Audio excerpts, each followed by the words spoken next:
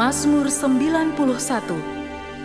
Orang yang duduk dalam lindungan yang maha tinggi dan bermalam dalam naungan yang maha kuasa akan berkata kepada Tuhan, tempat perlindunganku dan kubu pertahananku, Allahku yang kupercayai.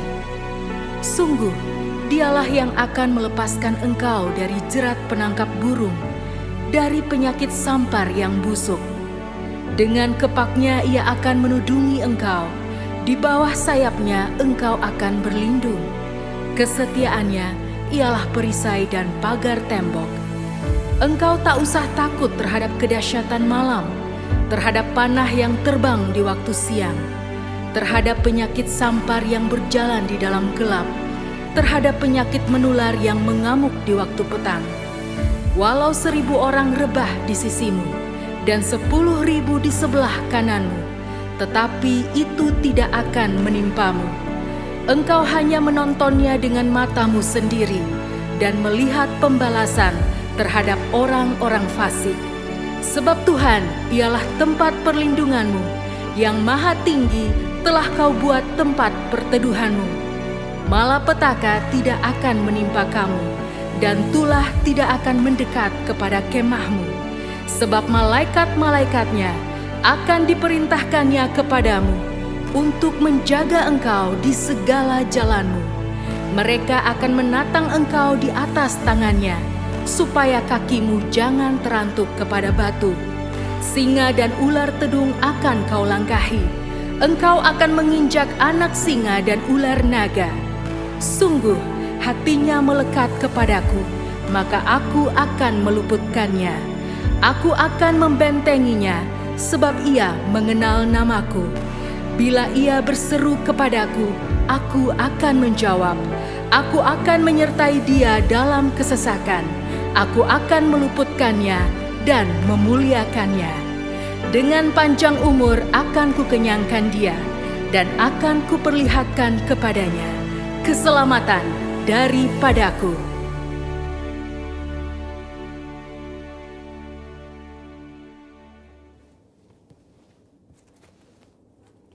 Shalom semuanya, pada Voice of Pentecost hari ini kita akan membahas teguh berdiri karena ketulusan. Kata tulus atau integritas dalam Mazmur 41 berasal dari kata dasar Ibrani yaitu tom yang diterjemahkan sebagai tidak ada niatan jahat atau motivasi ingin mencederai orang lain. Secara manusia, kita menganggap wajar kalau kita dapat membalas orang-orang yang menyakiti atau mengkhianati hati kita. Bahkan Raja Daud dengan segala kelebihannya pun mencurahkan isi hatinya dengan memohon belas kasihan dan meminta Tuhan membelanya. Daud merasa layak memberikan hukuman dan membalas orang-orang yang memusuhinya. Namun Tuhan menjawab doa Daud dengan cara yang berbeda.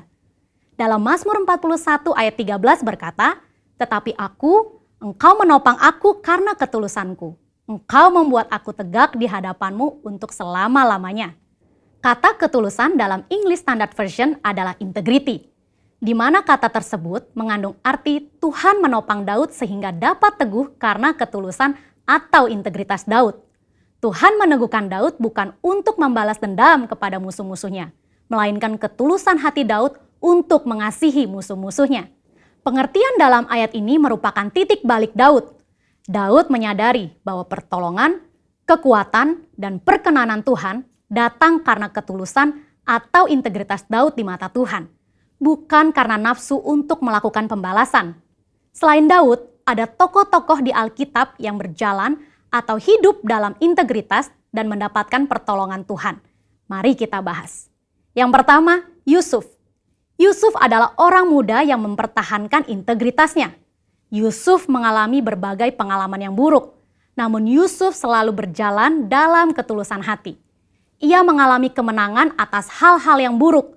Ketika dijual oleh saudara-saudaranya sebagai budak, ia dapat memilih untuk menyalahkan saudaranya, menyalahkan situasi, bahkan menyalahkan Tuhan.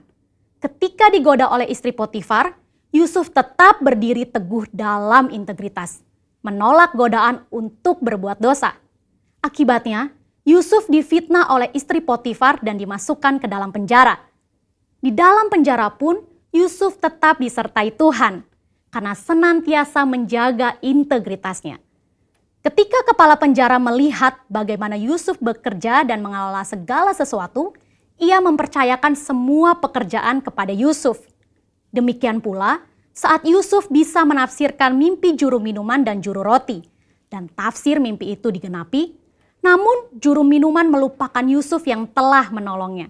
Pada saat yang tepat, Yusuf diteguhkan oleh Tuhan untuk berbicara di depan Firaun dan menafsirkan mimpi Firaun. Tuhan memiliki cara dan waktu yang tepat untuk mempromosikan Yusuf, orang yang hidup dalam ketulusan hati. Kita pun dapat ditolong Tuhan jika kita tetap teguh berdiri dalam ketulusan hati kita. Tokoh Alkitab yang kedua yaitu Daniel. Sebagai orang buangan yang ditawan di Babel, Daniel harus menuruti semua aturan Babel termasuk dalam hal makan dan minum. Namun Daniel memilih untuk tidak menajiskan dirinya dengan makanan dan minuman yang disantap raja. Itulah integritas. Sebagai hasilnya, Tuhan mengaruniakan kesehatan, pengetahuan, dan kepandaian, bahkan kecerdasan 10 kali dari orang-orang lain. Dalam 2 Korintus 7 ayat 1, kita juga diminta untuk menjauhkan diri dari perbuatan cemar, seperti pesta pora, mabuk-mabukan, kata yang sia-sia, dan menempatkan kesuksesan duniawi di atas Tuhan. Kita percaya orang yang menjaga hidupnya kudus akan diberkati Tuhan.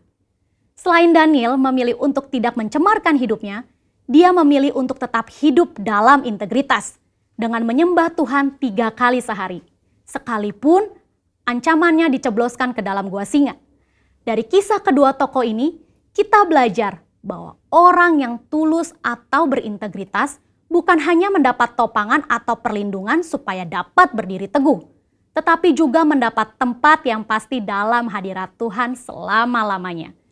Hari ini kita pun diminta untuk konsisten menyembah Tuhan sekalipun tidak ada yang mengawasi. Bagaimanakah dengan kita? Apakah kita masih konsisten menyembah Tuhan secara pribadi dan masih bersemangat beribadah secara online? Saya berdoa di tahun integritas ini, kita dapat melakukannya dengan pertolongan Roh Kudus dan menjadi berkat untuk kemuliaannya. Saudara, untuk penjelasan lebih lengkapnya dari tim teologi kami, jangan lupa buka link yang ada di atas atau scan QR Code yang tersedia. Salam integritas, Tuhan Yesus memberkati.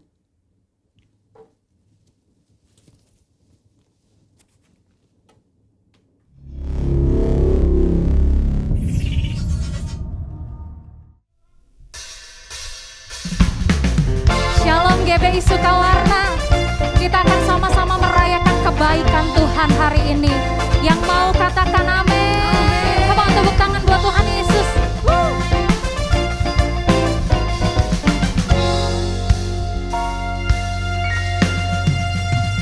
Ku tahu Allah turut bekerja di dalam segala perkara untuk mendatangkan kebaikan bagi yang mengasihi Dia. Amin. Saat lewati gunung dan lembah, ku takkan takut bahaya. Penyertaannya ku rasakan di sepanjang jalan hidupku. Dia baik, sebab Dia baik. Ku angkat tangan memuji Dia, sebab Dia baik. Untuk selamanya kasih setianya, puji Yesus. Yang mengalami kebaikan Tuhan katakan yes.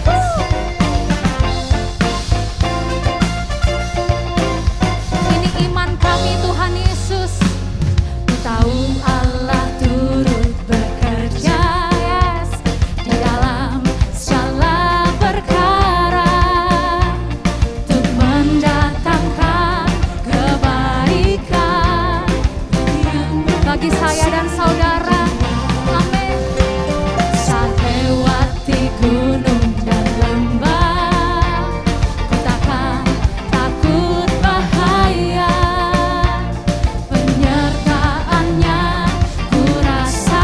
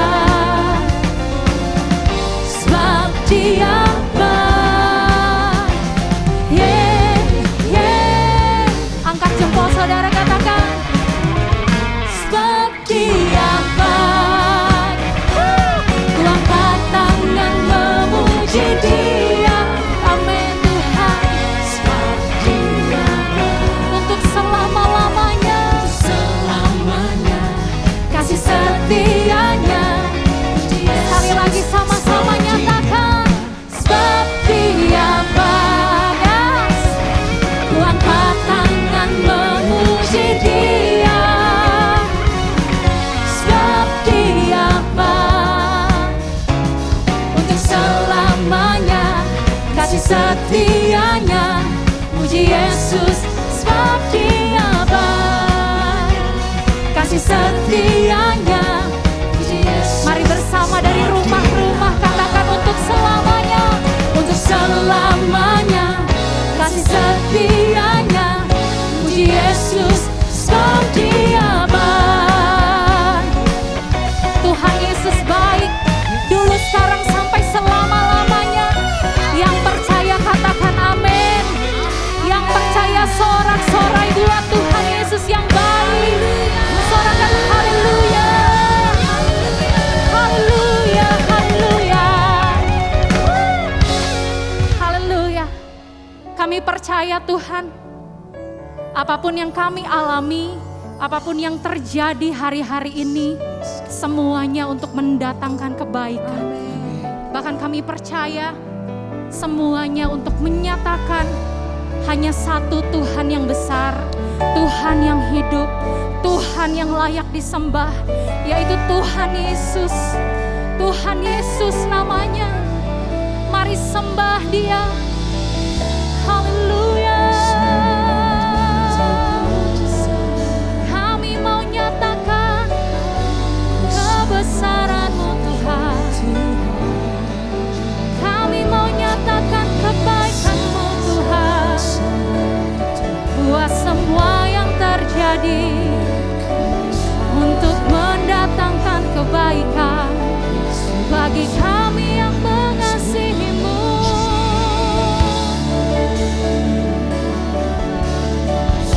Kami percaya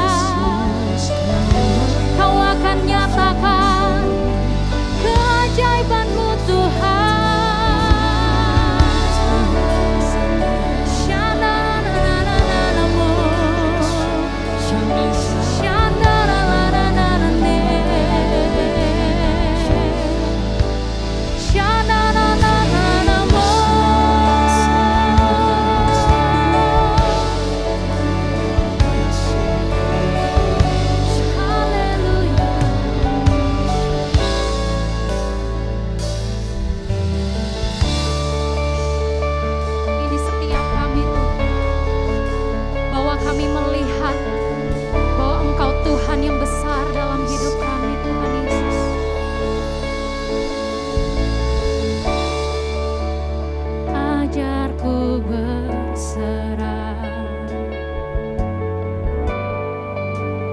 Kuasai mataku,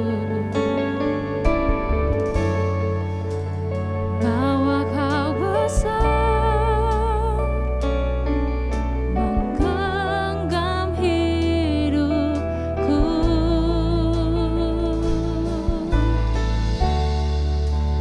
Walau ku berjalan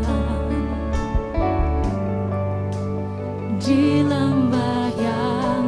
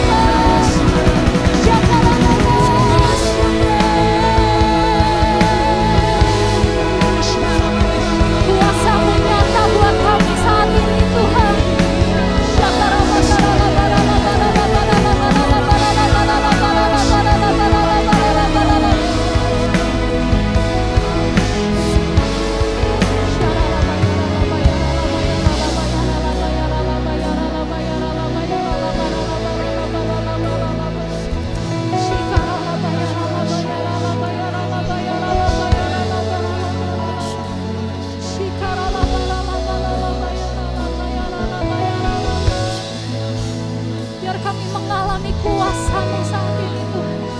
Biar kami mengalami hadirat-Mu saat ini Tuhan.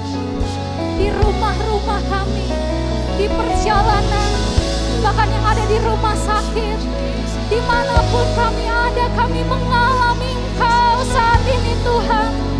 Kami berjumpa dengan Tuhan yang besar.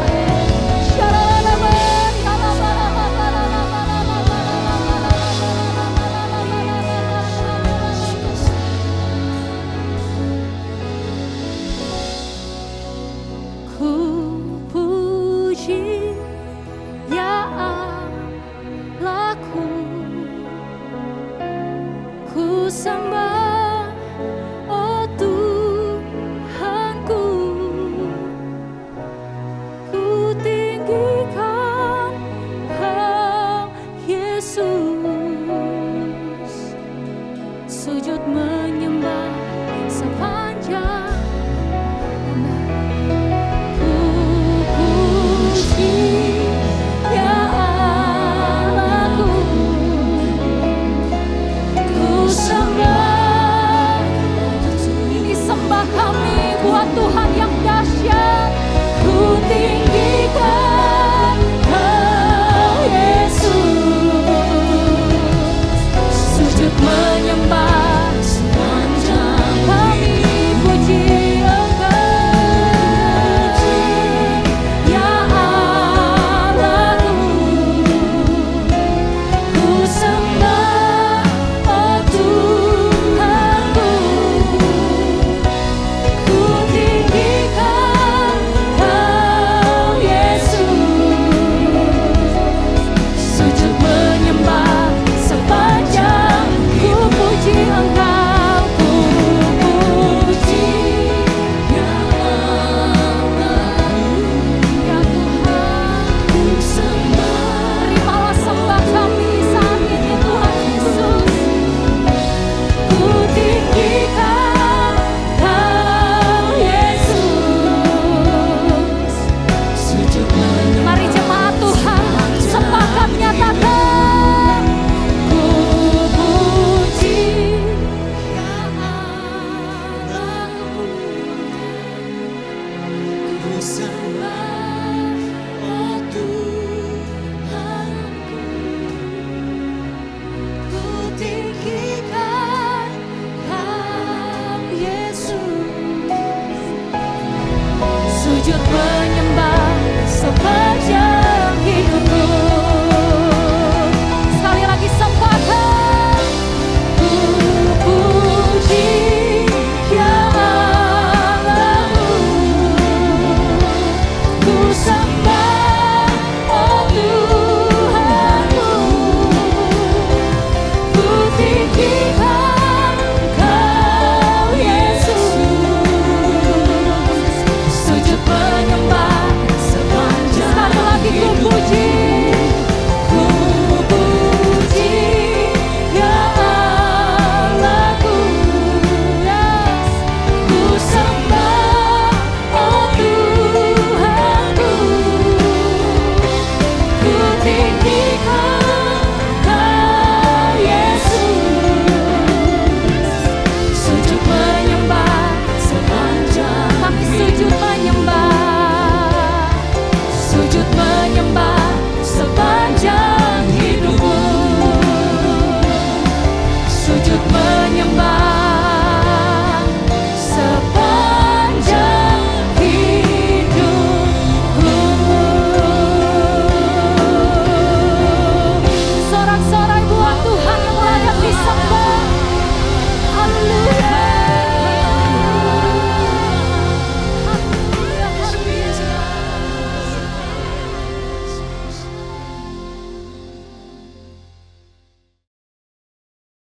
Pentakosta ketiga. Pentakosta ketiga adalah pencurahan Roh Kudus yang dahsyat di zaman ini, melebihi yang terjadi di Azusa Street. Pentakosta ketiga akan mengakibatkan penuaian jiwa yang terbesar dan yang terakhir sebelum Tuhan Yesus datang kembali. Pentakosta ketiga akan membangkitkan generasi Yeremia, yaitu anak-anak muda yang dipenuhi Roh Kudus, cinta mati-matian kepada Tuhan Yesus, tidak kompromi terhadap dosa, dan akan bergerak untuk memenangkan jiwa. Pentakosta ketiga lahir di Indonesia dan bergerak ke bangsa-bangsa. Gerakan ini dari timur ke barat dan akan kembali ke Yerusalem. Pentakosta ketiga akan memberikan kuasa untuk menyelesaikan amanat agung, dan setelah itu Tuhan Yesus datang kembali.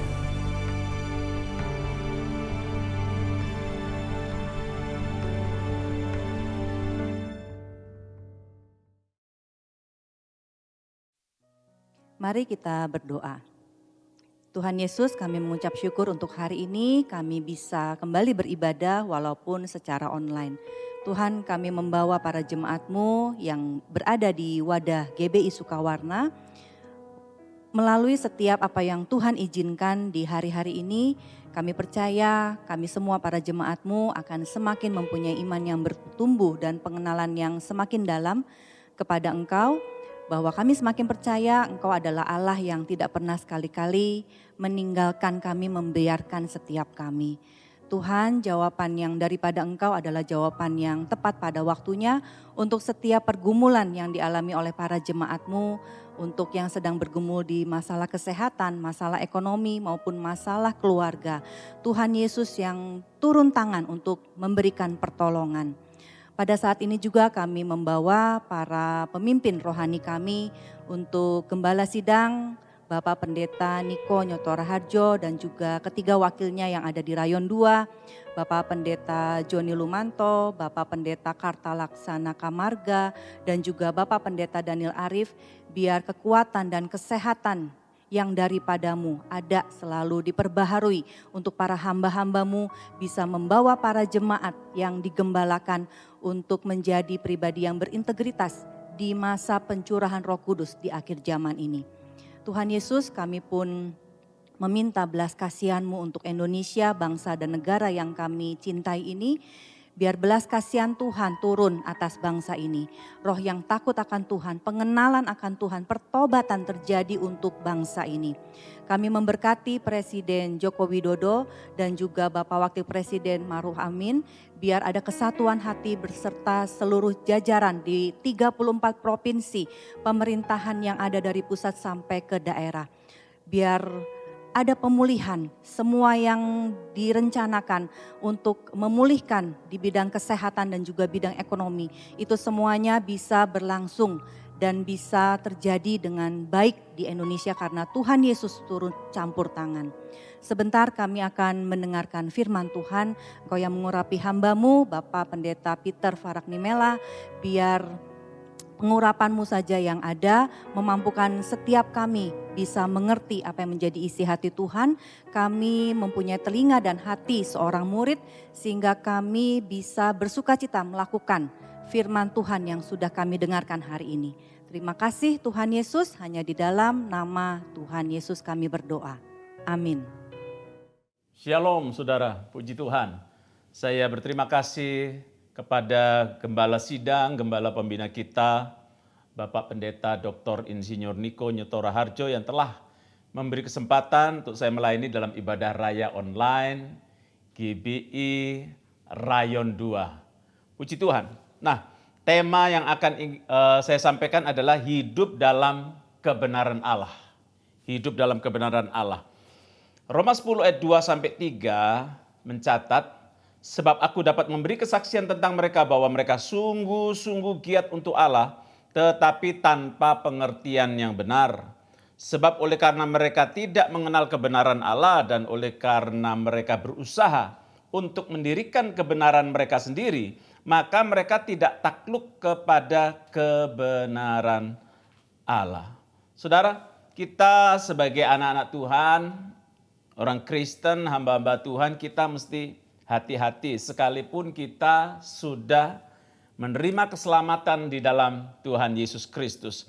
Tapi untuk selanjutnya Alkitab berkata kita harus mengerjakan keselamatan itu dengan takut dan gentar, yaitu dengan cara kita hidup dalam kebenaran Allah seperti yang tertulis di dalam Alkitab, firman Tuhan.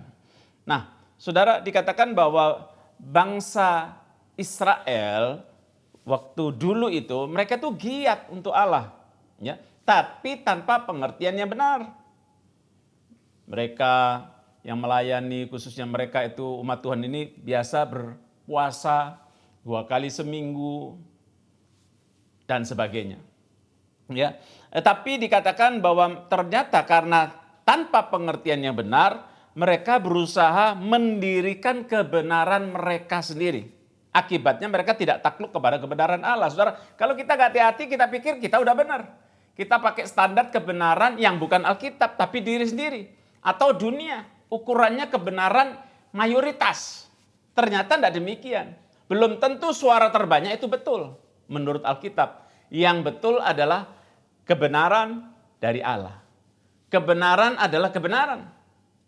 Ya, jadi tidak bisa dicampur adukkan, dikompromikan dalam arti ya yang benar itu kalau semua orang, mayoritas orang senang, happy, mengakuinya dan sebagainya. Saudara, mari saya mau mengajak kita melalui tema hidup dalam kebenaran Allah ini supaya kita sungguh-sungguh hidup di dalam kebenaran yang sudah ditulis di dalam Alkitab. Kita melakukannya, bukan hanya membaca dan merenungkan, tapi kita melakukan kebenaran Allah. Dan Tuhan Yesus berkata, kalau kita hidup dalam kebenaran Allah, kita akan mengetahui kebenaran, maksudnya itu kita akan dimerdekakan. Orang yang hidup benar, dia justru bukan orang yang stres, tertekan. Gara-gara, wah harus lakukan ini, gak boleh gitu. Oh bukan, orang yang hidup dalam kebenaran justru dia bersyukur bahwa dengan dia mengetahui kebenaran, dia dimerdekakan. Dari apa? Dari kesesatan, dari tekanan, dari cara hidup yang salah yang bisa membawa kehancuran bahkan kebinasaan. Nah, mari saya mau sampaikan ada 3 hal yang dimaksud dengan hidup dalam kebenaran Allah. Paling tidak ada 3 hal. 1, Tuhan mau saudara dan saya hidup dalam kebenaran Allah itu artinya kita tidak hidup menjadi serupa dengan dunia. Kita tidak menjadi serupa dengan dunia. Ya, hidup kita pasti beda. Tidak sama dengan orang-orang dunia yang belum mengenal kebenaran Allah di dalam Tuhan Yesus Kristus. Ya. Roma 12 ayat yang kedua katakan, janganlah kamu menjadi serupa dengan dunia ini, tetapi berubahlah oleh pembaruan budimu, sehingga kamu dapat membedakan manakah kehendak Allah, apa yang baik, yang berkenan kepada Allah, dan yang sempurna. Saudara, ini akal budi kita, pola pikir kita, atau yang disebut paradigma, itu harus berubah. Sehingga kita bisa membedakan manakah kehendak Allah, ada yang baik, ada yang berkenan, dan juga ada yang sempurna. Tuhan mau saudara dan saya menjadi sempurna. Sekarang belum, tapi kita diproses menuju kepada kesempurnaan. Nah, itulah kenapa kita harus menjadi tidak serupa ya dengan dunia ini, dan tiap hari pola pikir kita, mindset kita harus dirubah terus dengan cara gimana? Baca Alkitab kita. Ya, saya berdoa saudara yang belum membaca Alkitab setiap hari sampai saat ini, saya berdoa Tuhan menjamah hati saudara dan untuk kebaikan kita sendiri. Baca Alkitab kita, renungkan. Bahkan dikatakan dalam Yosua 1 ayat 8, dikatakan perkatakan itu. Tuhan kasih tahu caranya menang kepada Yosua. Melawan, menghadapi musuh bahkan yang disebut raksasa. Kita dalam hidup ini menghadapi raksasa, persoalan-persoalan yang berat, yang sulit untuk kita atasi dengan kekuatan kita. Tetapi kalau kita merenungkan, memperkatakan, lalu melakukan firman Tuhan, Tuhan menyertai kita. Tuhan pasti akan memberikan kemenangan menjadi kenyataan dalam kehidupan kita. Saudara bisa lihat nanti di dalam Alkitab Penuntun Hidup Berkelimpahan halaman 1864 dan 1865 dijelaskan di sana yang dimaksud janganlah kamu menjadi serupa dengan dunia ini, tetapi berubahlah, yaitu satu. Ya, kita harus sadar bahwa sistem dunia ini jahat adanya dan di bawah pemerintahan iblis.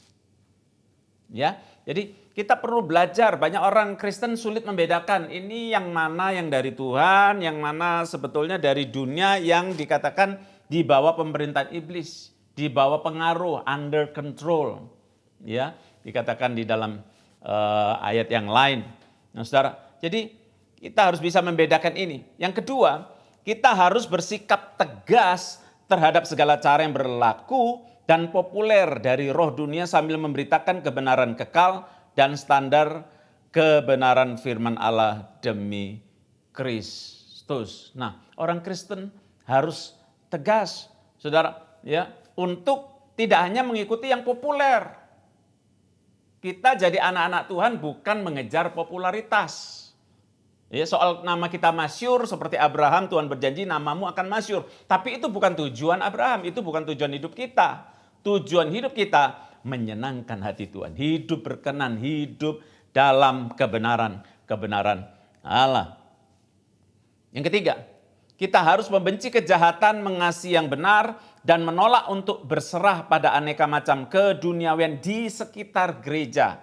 Seperti keserakahan, mementingkan diri, pemikiran humanistik, siasat-siasat politik, iri hati, kebencian, banyak sekali saudara, dendam, kecemaran, bahasa yang tidak senonoh, ya, bahasa yang nggak sopan, nggak patut, hiburan duniawi, saudara mesti hati-hati, ya, hiburan baik itu lewat televisi dan sebagainya, saudara, ada hiburan-hiburan yang sebetulnya itu sangat tidak baik untuk kehidupan kita, bahkan bisa merusak kalau kita tidak pandai-pandai memilah, ya, baik itu melihat lewat YouTube contohnya, lewat platform yang ada.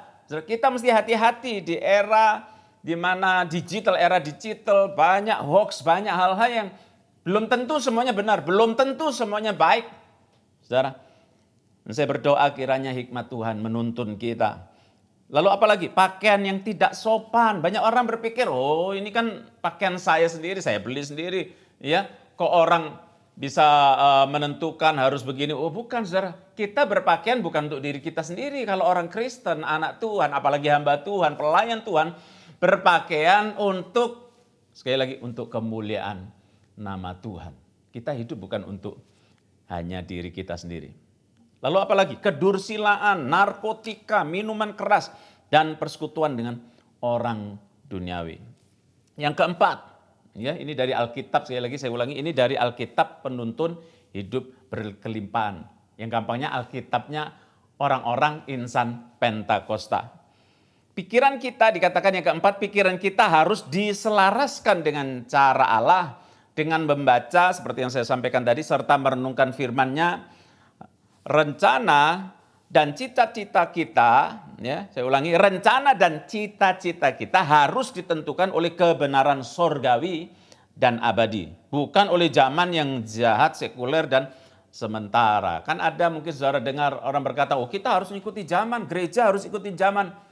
Nanti dulu saudara, ngikuti zamannya ini harus dikaji lagi, tetap tidak keluar dari standar kerajaan Allah. Kebenaran Allah yang jelas-jelas tertulis dalam Alkitab firman Tuhan. Maka saya selalu suka katakan back to the Bible. Ukurannya bukan karena orang itu hebat, karena dia pinter, karena dia pengetahuan teologinya bagus, ya, karena dia sering mendapat penglihatan, karena dia melakukan, Tuhan pakai dia melakukan banyak mujizat. Ukurannya bukan itu. Semua itu perlu, ya. Semua yang saya sebutkan tadi itu perlu, tapi itu bukan patokan.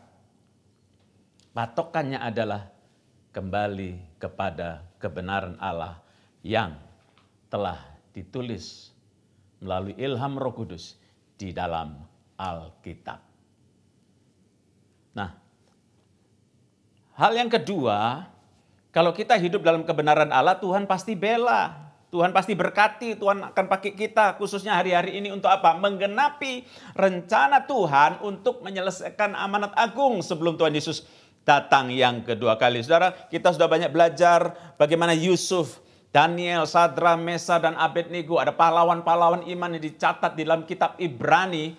Ya, mereka dibela Tuhan karena mereka berani bayar harga, bahkan mereka siap kehilangan nyawa mereka untuk tetap hidup dalam kebenaran Allah. Yusuf, ya, banyak alami penderitaan, ditolak oleh saudara-saudaranya sendiri, ya, hampir dibunuh, ya, akhirnya kemudian dibuang. Kita kalau belajar sungguh-sungguh, ya, ini sangat menyiksa sekali. Saudaranya, bukan orang lain, ya, membuang ke sumur, lalu diangkat sebentar, dijual sampai akhirnya menjadi budak.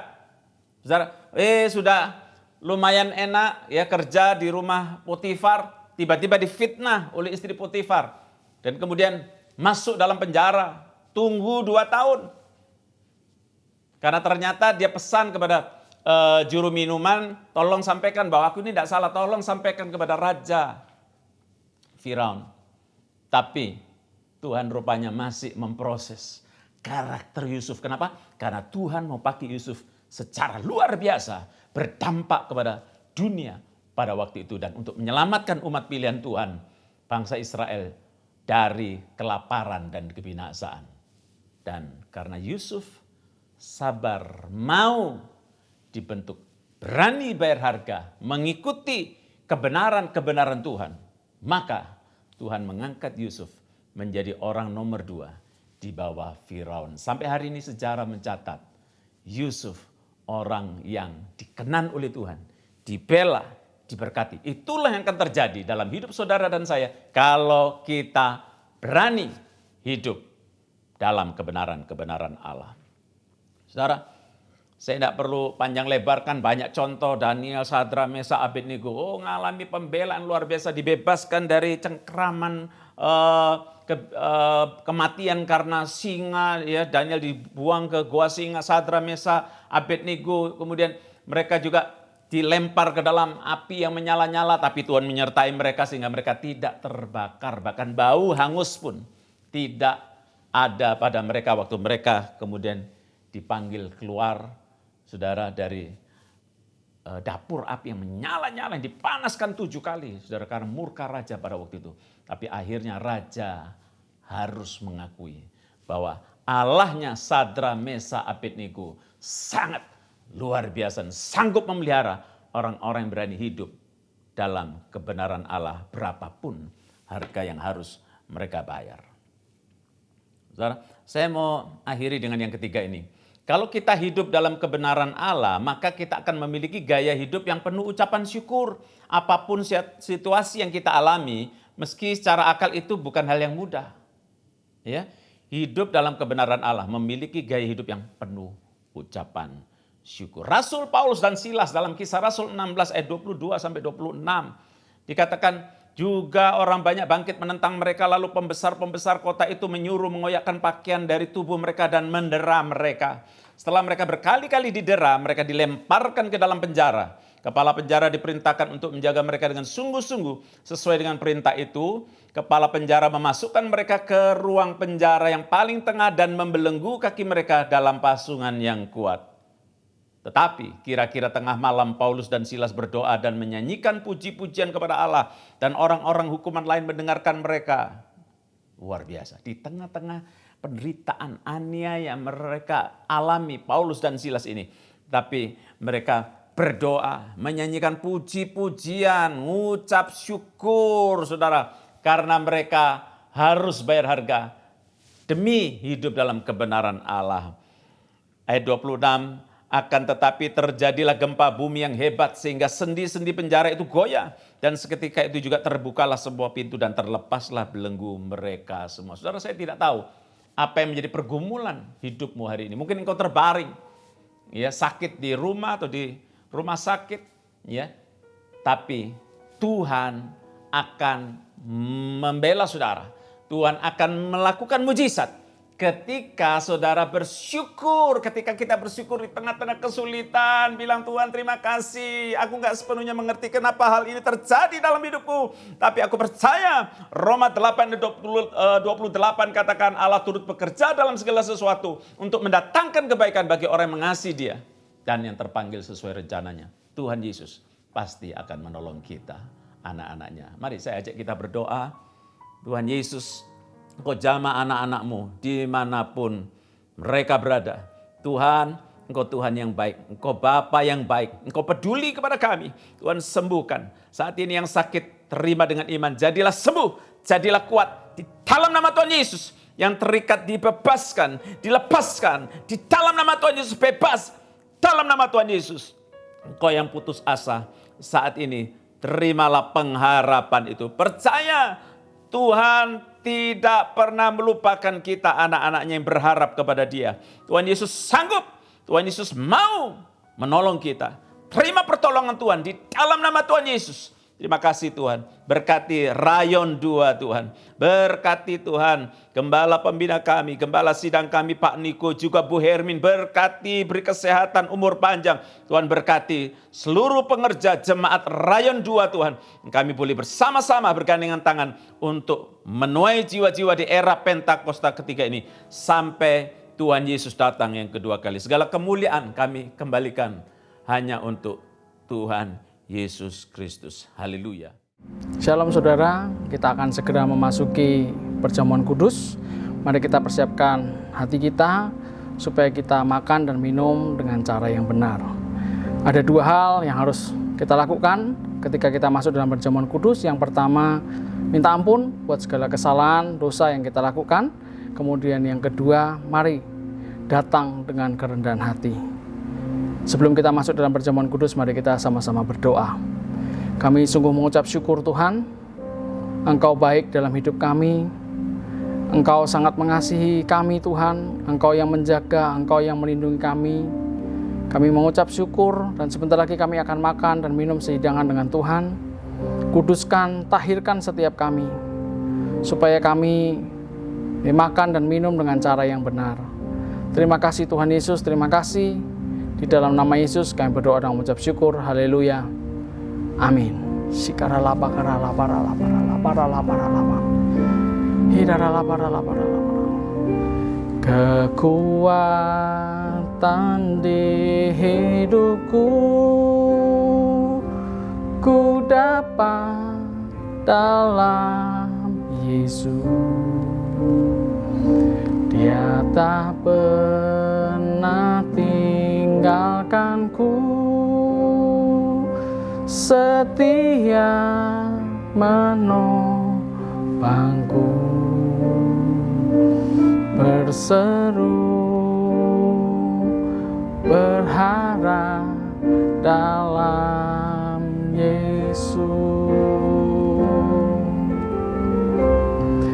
Ajaib Kau Tuhan, penuh kuasa, sanggup pulihkan keadaanku.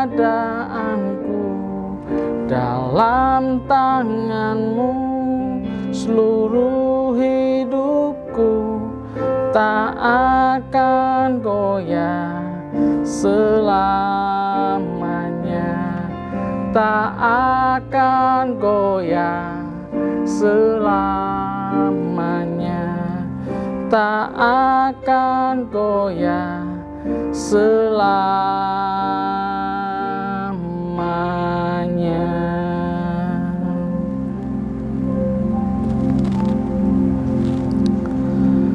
Sebab apa yang telah kutuluskan kepadamu telah aku terima dari Tuhan, yaitu bahwa Tuhan Yesus pada malam sebelum Ia diserahkan mengambil roti. Mari kita angkat roti di tangan kanan kita tinggi-tinggi. Dan sesudah itu Ia mengucap syukur atasnya, Ia memecah-mecahkannya dan berkata, inilah tubuhku yang diserahkan bagi kamu. Perbuatlah ini menjadi peringatan akan aku. Saudara-saudara yang dikasihi Tuhan, bukankah roti yang ada di tangan kanan kita ini ada persekutuan kita dengan tubuh Kristus?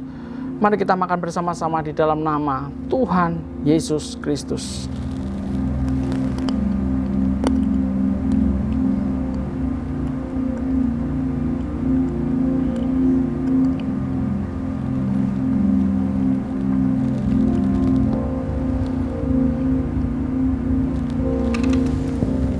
Demikian juga yang mengambil cawan sesudah makan. Mari kita angkat cawan di tangan kanan kita tinggi-tinggi. Lalu berkata, cawan ini adalah perjanjian baru yang dimeteraikan oleh darahku. Perbuatlah ini setiap kali kamu meminumnya menjadi peringatan akan aku. Saudara-saudara yang dikasihi Tuhan, bukankah cawan pengucapan syukur yang atasnya kita ucapan syukur ada persekutuan kita dengan darah Kristus? Mari kita minum bersama-sama di dalam nama Tuhan Yesus Kristus.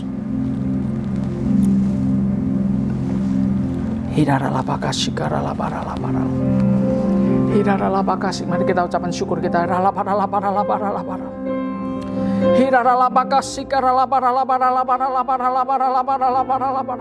Engkau sungguh baik Tuhan.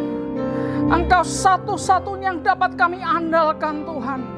Di tengah dunia yang tidak semakin baik, Engkau tetap menjaga kami. Engkau tetap melindungi kami. Engkau tetap memberkati kami. Terima kasih Tuhan, terima kasih. Biar berkat-Mu mengalir kepada jemaat-Mu Tuhan. Berkat-Mu mengalir. Tetapi kamu akan menerima kuasa kalau Roh Kudus turun atas kamu. Dan kamu akan menjadi saksiku di Yerusalem dan di seluruh Yudea dan Samaria dan sampai ke ujung-ujung bumi. Biar berkat Tuhan berlimpah-limpah turun buat jemaat-Mu. Di dalam nama Yesus.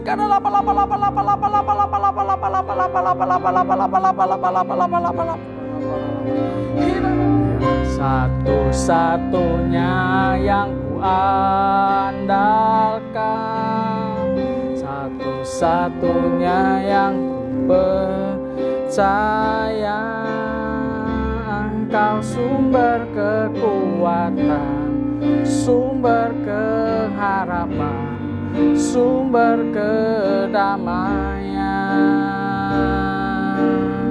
Satu-satunya yang kuandalkan, satu-satunya yang percaya. Engkau Tuhan memberkati, Tuhan penyembuhku, Tuhan pemulihku.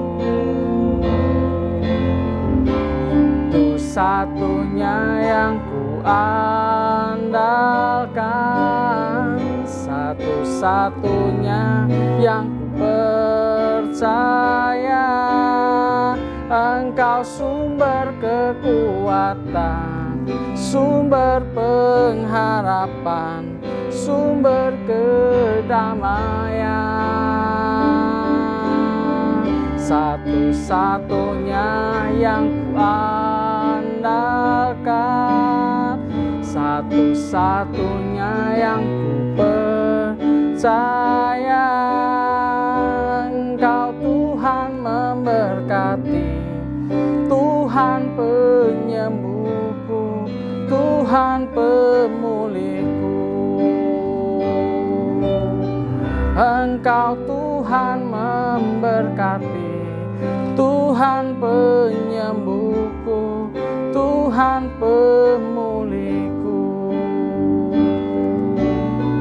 Engkau Tuhan memberkati, Tuhan penyembuhku, Tuhan pemulihku. Terima kasih Tuhan buat anugerah-Mu. Terima kasih buat segala hal yang Tuhan sudah kerjakan dalam hidup kami. Kami percaya bahwa kami orang-orang yang lebih daripada pemenang. Hamba-Mu berdoa bila jemaat-Mu semua diberkati oleh Tuhan. Baik yang sekolah, yang kuliah, yang bekerja, yang berwirausaha. Diberkati berlimpah-limpah di dalam nama Tuhan Yesus. Mari kita semua yang percaya sama-sama katakan amin. Sebelum kita akhiri ibadah kita pada hari ini, mari kita angkat kedua tangan kita menerima berkat daripada Tuhan. Hamba-Mu meminta berkat yang berlimpah-limpah dari Bapa di surga, dalam kasih karunia anaknya yang tunggal Tuhan Yesus Kristus, dan dalam persekutuan yang manis dengan Roh Kudus, memberkati, mengurapi kita semua dari sekarang sampai Maranatha, sampai Tuhan Yesus datang, bahkan sampai selama-lamanya. Yang percaya dan yang diberkati Tuhan berlimpah-limpah, kita sama-sama katakan amin. God bless you, selamat hari Minggu, Tuhan memberkati.